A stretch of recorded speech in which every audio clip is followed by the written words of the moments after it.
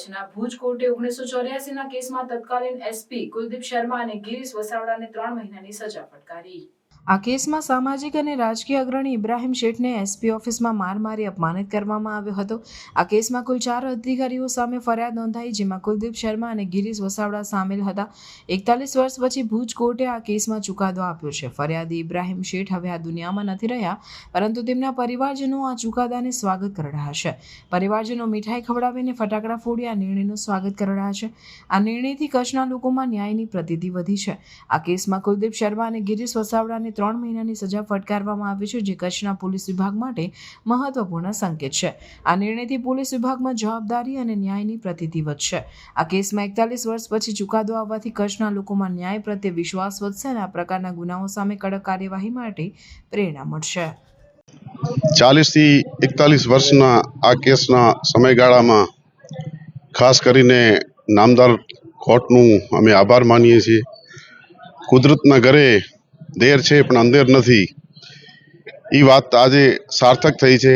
નામદાર કોર્ટે આજે અમને ન્યાય આપ્યો છે અને 40 વર્ષના સમયગાળામાં જે કોર્ટે અને જે અમને કોર્ટમાં ધક્કા ખાવા પડ્યા છે, આજે અમને એવું અહેસાસ થાય છે કે અમને ન્યાય મળ્યો છે।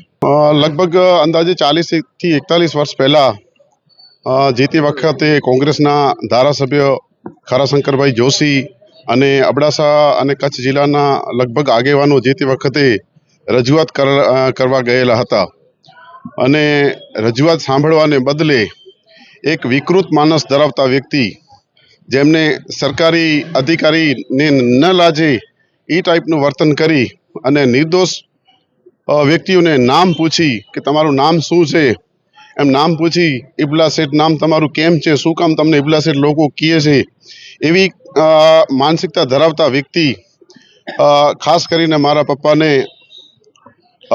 એક રૂમમાં ગોંધી રાખ્યો અને જે તે વખતે વગર ગુનાએ કોઈ કારણ વગર નિર્દોષ વ્યક્તિને જે રીતે માર્યો એની સજા આજે એને મળી છે અને આભાર માનીએ છીએ અમે કોર્ટનું કે નામદાર કોર્ટે આજે અમને ન્યાય આપ્યો છે।